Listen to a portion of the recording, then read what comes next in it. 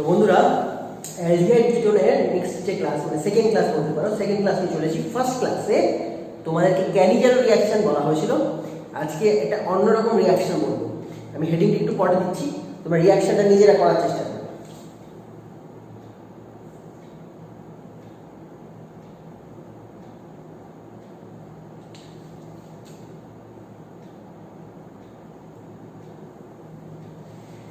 NaOH যেটা দেওয়া হয়েছে সেটা অ্যাকুয়াস এনএওএইচ, ডাইলিউট এনএওএইচ দেওয়া হয়েছে, ডাইলিউট এনএওএইচ। তো বলো প্রথমে এনএওএইচ এর ফাংশন কি? এনএওএইচ এর ফাংশনটা কি হয়? এনএওএইচ একটা বেসের প্রধান কাজ হবে প্রোটন অ্যাকসেপ্ট করা, বা বলতে পারো এইচ প্লাসকে অ্যাকসেপ্ট করা। এটা প্রধান কাজ, মেইন ফাংশন। তো এখানে এইচ প্লাস কোথায় পাবো? এই কম্পাউন্ডের ভেতরে এইচ প্লাস কোথায় আছে এটা তোমাকে খুঁজে বার করতে হবে।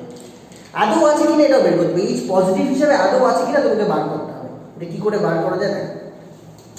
এই কম্পাউন্ডে এখানে 3টে হাইড্রোজেন আছে, এখানে 3টে হাইড্রোজেন আছে। কম্পাউন্ড আরো বড় হলে আরো প্রচুর হাইড্রোজেন থাকতো। তাদের মধ্যে থেকে যেই হাইড্রোজেনটা বেশি পজিটিভ তাকে কিভাবে ফাইন্ড আউট করতে হয় সেই টেকনিকটা একটুখানি দেখে নাও। প্রথমে আমি এটাকে একটুখানি স্প্রেড আউট করে ড্র করবো, একটু স্প্রেড আউট করে ড্র করলাম।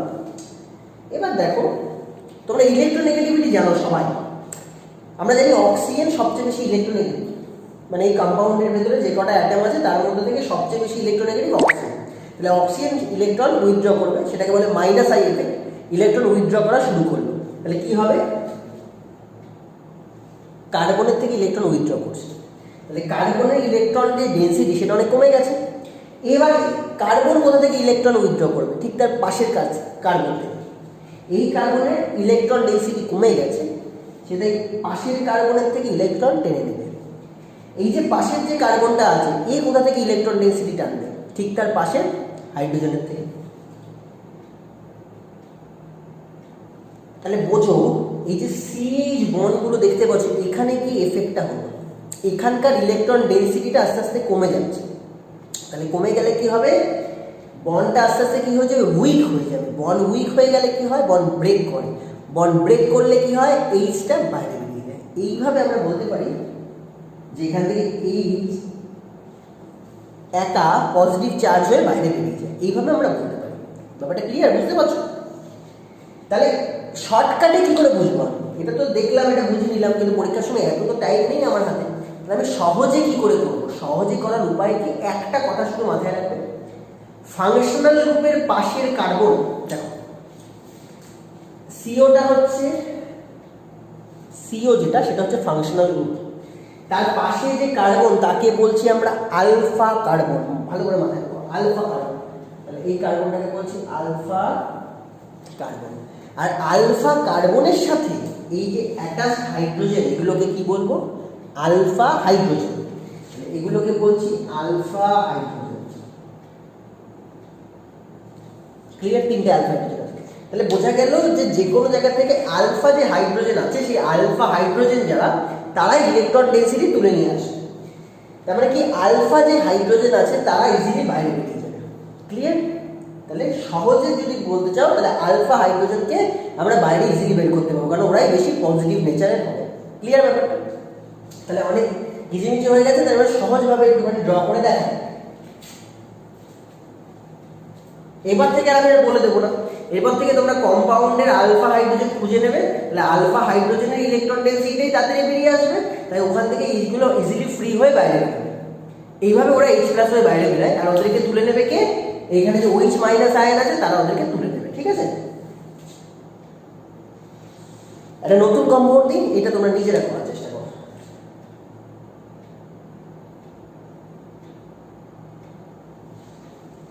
ফাংশনাল গ্রুপ কোনটা? C double bond O H. তাহলে আলফা কার্বন কোনটা? তাহলে আলফা হাইড্রোজেন কোনগুলো?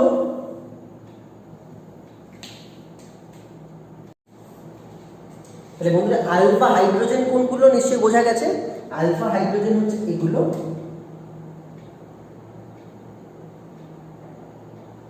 আর আমরা এক্ষুনি বললাম যে আলফা হাইড্রোজেনটা খুব অ্যাসিডিক নেচারের হয়, তাহলে ওরা ইজিলি সিস্টেম থেকে বাইরে বেরিয়ে যাবে অ্যাজ এইচ প্লাস আয়ন। তাদেরকে তুলে নেবে ওইচ মাইনাস, এখানে যে OH মাইনাস আমার রিঅ্যাক্ট্যান্ট হিসেবে ছিল, OH মাইনাস আসবে, যে কোনো একটা আলফা হাইড্রোজেনকে তুলে নেবে,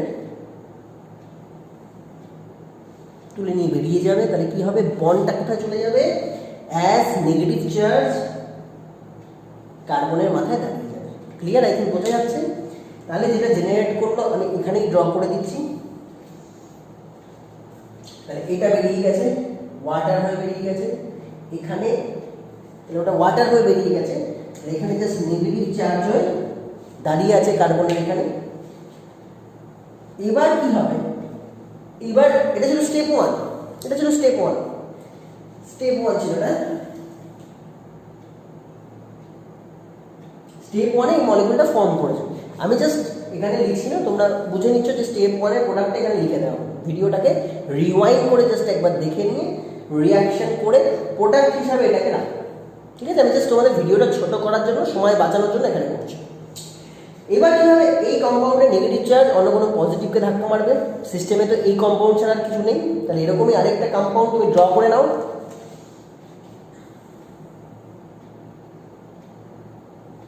তাহলে এই যে নেগেটিভ চার্জটা যেটা ফর্ম করলো, এটা স্টেপ 2 তে কি হবে, কোন একটা পজিটিভ জায়গায় গিয়ে ধাক্কা মারবে। পজিটিভ কোথায় আছে, অক্সিজেন নেগেটিভ, তাহলে কার্বন পজিটিভ। তাহলে আমি কি করলাম, কপি পেস্ট নিয়ে নিলাম, একটা মলিকুলারই আরেকটা কপি বানিয়ে নিয়ে তার সাথে রিয়াকশন করাচ্ছি।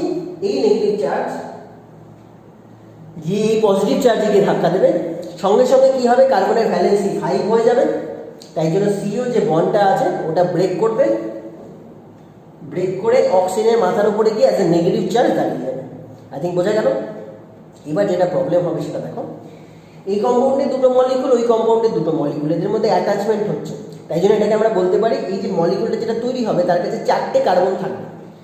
ক্লিয়ার? 4টে কার্বন থাকবে, এই মলিকুলের 2টো কার্বন, এই মলিকুলের 2টো কার্বন। তাদের অ্যারেঞ্জমেন্ট কিভাবে হবে, ফার্স্ট অফ অল বলে দিই যে এরকম যে অ্যাটাচমেন্ট হচ্ছে, দিস ইজ কল্ড কনডেনসেশন। তাই রিয়াকশনটা, this reaction is one type of condensation reaction. তাহলে নামটাই বলে দিই একেবারে, এই রিয়াকশনটাকে বলা হয় অ্যালডল কনডেনসেশন। সায়েন্টিস্ট অ্যালডল উনি কাজটা করেছেন। যেটা আমরা শিখলাম সেটা হলো,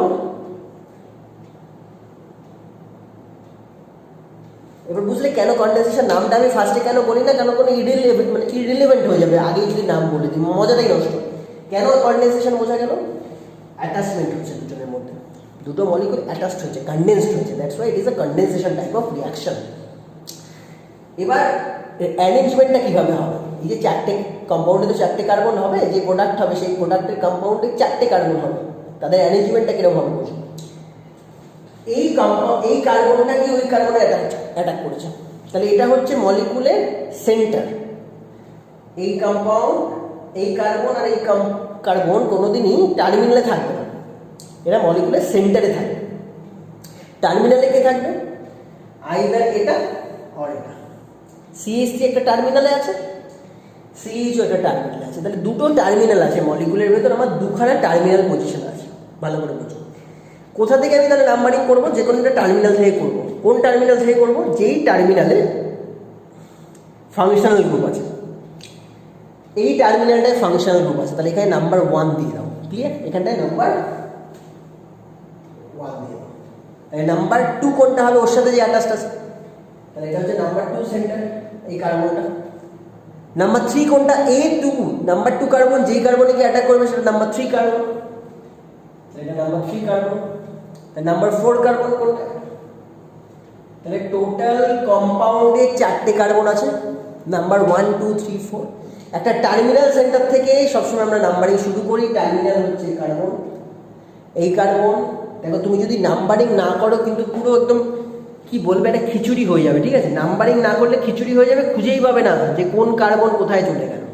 আর সিকোয়েন্সটা মেনটেন করা খুব ইম্পর্টেন্ট। তাই জন্য আমি তোমাদের সামনে এসে বলছি, বারবার বলছি, মাথায় ঢোকাও কথাটা। কম্পাউন্ড যা খুশি করে দিলে হবে না। হ্যাঁ, আমি বুঝছি যে টোটাল আমার যে কম্পাউন্ড সেখানে 4টে কার্বন থাকবে, তাহলে আগে 4টে কার্বন ড্র করে দেখাই। তার মধ্যে টার্মিনাল কোনটা, এটা যেখানে CHO আছে। তাহলে এখানে কি কি লিখবে, CHO লিখবে, যেরকম ছিল 1 নম্বর কার্বনে। 2 নম্বর কার্বনে কি আছে, দুটো হাইড্রোজেন আছে, দেখতে পাচ্ছ, দুটো হাইড্রোজেন লিখবে। এই 2 নম্বর কার্বনটা গিয়ে 3 নম্বর কার্বন এখানে ধাক্কা মেরেছে, এর যা যা সম্পত্তি আছে সব লিখতে হবে। এর কি আছে? একটা হাইড্রোজেন আছে, লেখো ফার্স্ট। এর একটা অক্সিজেনও আছে যেটা ডবল বন্ডটা খুলে সিঙ্গেল হয়ে গেছে। এখন দেখো আমি ডাইলুট হাইড্রোজেন, দেখো ডবল বন্ডটা খুলে সিঙ্গেল হয়েছে মানেটা কি? ওখানে ও মাইনাস হবে। ও মাইনাস লেখার দরকার নেই, কারণ আমি অ্যাকোয়াস NaOH নিয়ে কাজ করি, তাহলে জলের থেকে H+ চলে এসে একে নিউট্রালাইজ করে দেবে, আমি ডাইরেক্ট OH লিখে দিতে পারি। ক্লিয়ার? ক্লিয়ার? আর একদম এই পাশে কি আছে? একটা CH3 গ্রুপ আছে, সেটা লিখে দাও। এবার দেখো, মন দিয়ে দেখো, বুঝো। নাম্বার 1 কার্বন কোনটা ছিল? Number 1, number 2, number 3, number 4। তুমি যদি নাম্বারিং না করো তাহলে বিশাল বড় ভুল করছো, এবং এটা করতে তোমার কিন্তু মানে টাইম তো লাগবেই, তার থেকে বড় কথা হচ্ছে তুমি যখন করবে সেটা আদৌ যে ঠিক হবে তার কোনো গ্যারান্টি হবে না। তো নাম্বারিংটা খুব ইম্পর্টেন্ট, টার্মিনাল পজিশন থেকে নাম্বারিং করা। ক্লিয়ার? করে দিলাম, আমার কম্পাউন্ড হয়ে গেল, তাহলে আমার অ্যালডোল কনডেনসেশন প্রোডাক্ট হয়ে গেছে। এবার যেটা করতে হয়, লাস্ট একটা স্টেপ করতে হয়, এখানে একটু হিট করতে পারো কনসেন্ট্রেট H2SO4 দিয়ে। H+ মানে কনসেন্ট্রেট H2SO4, হিট, এই দুটো একত্রে কি করবে? এটার কম্বিনেশনে ওয়াটার মলিকুল বাইরে বেরোবে। তো ওয়াটার মলিকুল আমরা বের করব। দেখো এখানে একটা OH আছে, এখানে একটা H আছে, তাহলে ওয়াটার মলিকুল বের করবো এখান থেকে আমরা। তাহলে যে প্রোডাক্ট হবে সেটা ড্র করো। পরপর CH3, দেখো এখানে লিখে দিচ্ছি CH3, এটা প্রোডাক্ট, সাথে CH, C again H, তার সাথে C double bond H। I think বোঝা গেল। এখানে ডবল বন্ড ফর্ম হয়েছে কেন? ওয়াটার মলিকুল বাইরে বেরিয়ে যাওয়ার পরে একটা ডবল বন্ড ফর্ম হচ্ছে। এবার কথা হচ্ছে আমি ওখানেই কেন ডবল বন্ড ফর্ম করলাম? আমার তো আরেক জায়গায় ডবল বন্ড ফর্ম করতে পারতাম। আমি যদি চাইতাম, আমি চাইলে তো এখান থেকে ডবল বন্ড ফর্ম করতে পারতাম।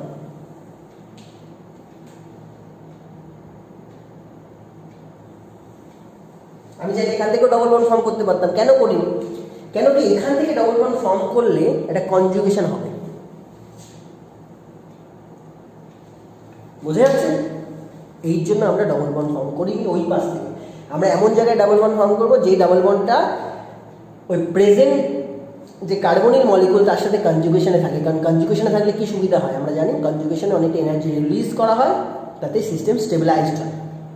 এবার যখন ডেফিনেশন, এটা বুঝে গেলে কীভাবে রিয়াকশন করে, এবার যখন ডেফিনেশন আসবে তখন তোমাকে একটা স্টেটমেন্ট লিখতে হবে। স্টেটমেন্টটা কি? What is aldol condensation? It is a condensation reaction where aldehyde or ketone molecule can take place. মানে aldehyde or ketone molecule can react, এটা বলতে পারো যে এই অ্যালডোল কনডেনসেশন রিঅ্যাকশনে aldehyde বা ketone molecule রিঅ্যাক্ট করে কি প্রোডাক্ট ফর্ম করে এক এক করে বলি আমরা।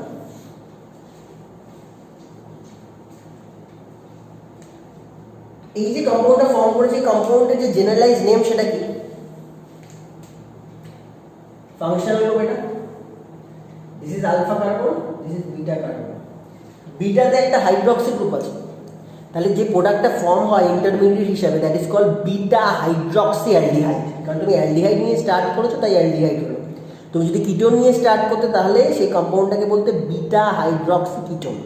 এটা হচ্ছে জেনারেলাইজ নেম, যেটা আমি ক্লাসিফিকেশন বলতে পারি। ঠিক আছে, এমনিতে আইউপিসি নেম আছে, আলাদা আইউপিসি নেম, কিন্তু এই যে ক্লাসিফিকেশন সেটা হচ্ছে বিটাতে হাইড্রক্সি অ্যালডিহাইড। লিখো ইন্টারমিডিয়েট হচ্ছে বিটা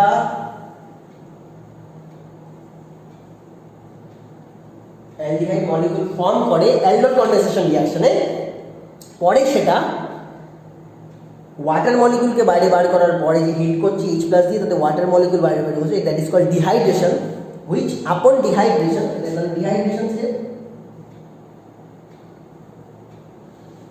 ডিহাইড্রেশন গিভস, কি দিচ্ছে দেখো, এটা অ্যালডিহাইড মলিকিউল, তাহলে এটা আলফা কার্বন, এটা বিটা কার্বন, তাহলে আলফা আর বিটার মাঝখানে ডাবল বন্ড ফর্ম করছে। তাহলে যে মলিকুলটা দিচ্ছে তাকে বলবে alpha beta unsaturated aldehyde. Unsaturated মানে যেখানে ডবল বন্ড রয়েছে। ঠিক আছে, তাহলে যেটা ফর্ম করছে সেটা হচ্ছে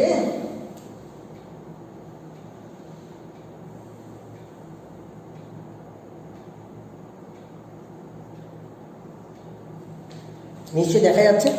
হ্যাঁ, এটা alpha beta unsaturated aldehyde molecule form করলো। তাহলে আলটিমেটলি আমার গোল কি aldehyde condensation? The aldehyde condensation take place in aldehydes or ketones where alpha hydrogen is present। তাহলে সবচেয়ে বড় ক্রাইটেরিয়া যেটা আমাদের একদম শুরুতে দেখে নিতে লাগবে সেটা হচ্ছে কারা এই রিঅ্যাকশনটা করে? aldehydes and ketones performs this reaction if alpha hydrogen is present in the molecule।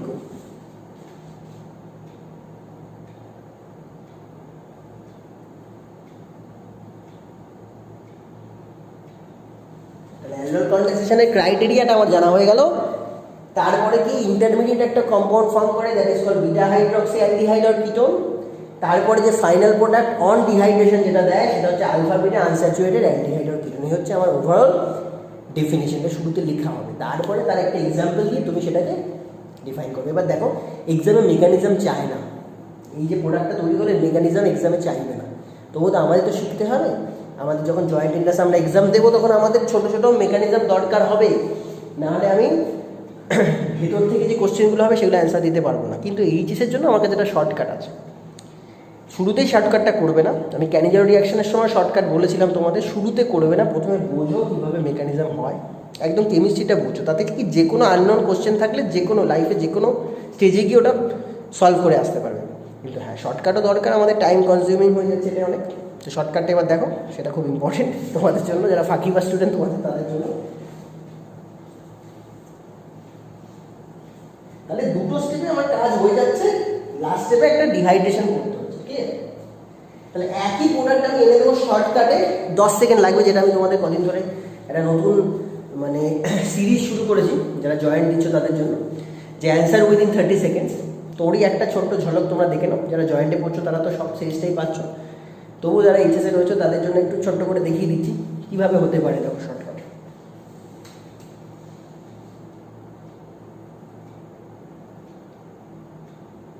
এই অ্যালডিহাইড মলিকুলের ওপর আমি অ্যালডল করবো। তাহলে এই অ্যালডিহাইডটাকে দুবার লিখবো, কিন্তু লেখার একটা কায়দা হবে। কায়দাটা কিরকম?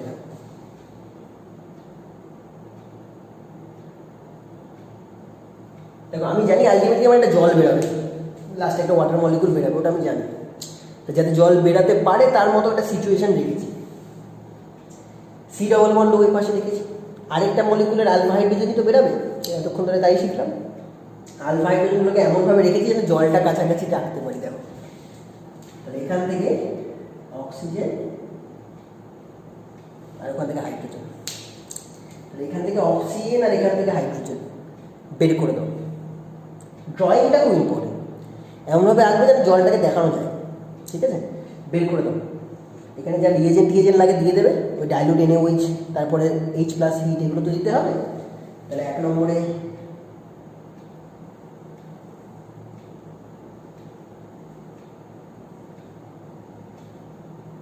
এগুলো তোমাকে দিতে হবে। দেওয়ার পর প্রোডাক্ট লিখে দেবে, মানে ম্যাজিকের মতো ব্যাপারটা, জাস্ট ড্র করবে, প্রোডাক্ট হয়ে যাবে। কীরকম প্রোডাক্ট হচ্ছে দেখো, CH3 CH ডবল বন্ডটা রয়েছে, থাক জল বেরিয়ে গেছে, লেখার দরকারে কী আছে, ডবল বন্ডটা রেখে দিয়েছি, জলটা লিখবো না, পাশে আবার CH থেকে স্টার্ট হলো। এবার ভিডিওটা পজ করে রিওয়াইন্ড করে দেখো, আমি এত কষ্ট করে মেকানিজম করে যে কম্পাউন্ডটা বার করলাম তখন সেটা উইদিন সেকেন্ডস হয়ে যায়। ক্লিয়ার? এটাই শর্টকাট। তো এর মধ্যে যেও না, এখন তোমাদের ভালোর জন্য বলছি, এর মধ্যে এখন যাবে না। হ্যাঁ, যখন আমরা জয়েন্ট দেবো তখন আমাদের কাজে লেগে যাবে, কিন্তু এখন বুঝে বুঝে করো, কারণ এরপরে অনেক কেমিস্ট্রি আছে যেটা আমি অ্যালডিহাইড কন্ডেনসেশনের মেকানিজম না জানলে করতে পারবো না, ঠিক আছে? তো এখন একটু করো, আমার হাতে সব কিছু আছে, আমি শর্টকাটও বলবো, ইলাবোরেটলিও বোঝাবো, দুটোই দরকার হবে, ঠিক আছে? তাহলে এটা আলফা বিটা আনস্যাচুরেটেড অ্যালডিহাইড হবে। আই থিঙ্ক বোঝা গেছে। এবার তোমাদের কয়টা সলভ করতে দিই, তোমরা আমাকে অ্যান্সার দাও, না পারলে আমি আবার একবার একটা ক্লাস দিয়ে দেবো অ্যালডিহাইড কন্ডেনসেশনে। দেখে মনে হচ্ছে বিশাল কমপ্লিকেটেড, কিচ্ছু কমপ্লিকেটেড না, দেখো কতক্ষণ লাগে করতে, রাফে করে নেবে, ঝাট করে অ্যান্সার দিয়ে দেবে।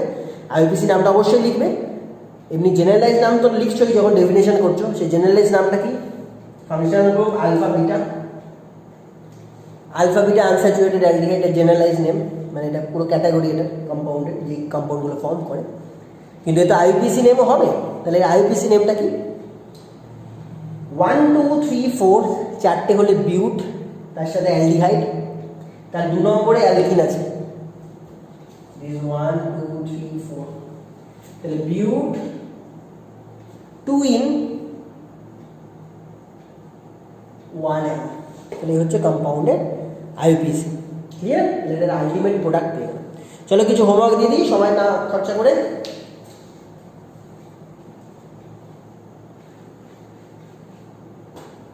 আলফা হাইড্রোজেন থাকলেই রিয়াকশন হবে বলে লেখা আছে, সে অ্যালডিহাইড হতে পারে, কিটোন হতে পারে।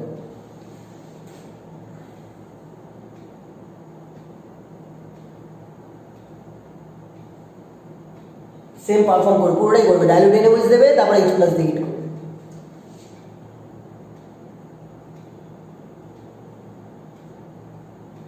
যখন রিয়াকশন করছো প্রথম স্টেপে প্রোটন ডিপ্রোটনেশন বের করে নিয়ে C- বের করলো, C- দিয়ে ওরকমই একটা কপি পেস্ট কম্পাউন্ড দিয়ে ধাক্কা মারবে, সেকেন্ড স্টেপ হয়ে গেল। 3 নম্বর স্টেপে ওয়াটার বেরিয়ে যাবে। একদম ঠিক আছে? তাহলে বুঝে নেবে কোথা থেকে আমার H+টা তুলবে, ওটাই সবচেয়ে ইম্পর্টেন্ট। একবার H+ উঠে গেলে C- তৈরি হয়ে গেলে আর কিছু মানে ভাবার দরকার নেই। C- দিয়ে আবার একটা কম্পাউন্ডের কার্বনিলের গিয়ে ধাক্কা মারবে। তারপরে নাম্বারিংটা ইম্পর্টেন্ট, নাম্বারিং করে নিয়ে আমি সিকোয়েন্সটা ঠিকঠাক অ্যারেঞ্জ করে বসাবো যে কম্পাউন্ডটা কী দাঁড়াবে। কম্পাউন্ডের স্কেলিটারটা আলাদা খুব দরকার, যেরকমভাবে আমি নাম্বারিং শিখিয়েছি 1 2 3 4, 3টে কার্বন হলে 1 2 3 4 5 6 অবধি হতে পারে।